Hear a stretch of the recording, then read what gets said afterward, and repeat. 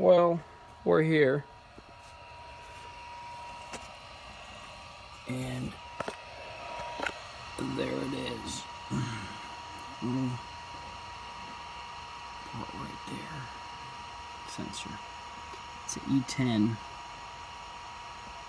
If it's on there perfectly.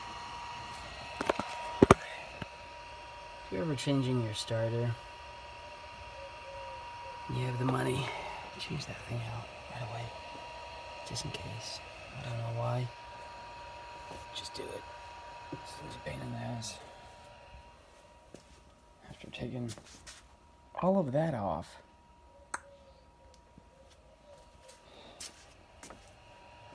to take that out. This is interesting.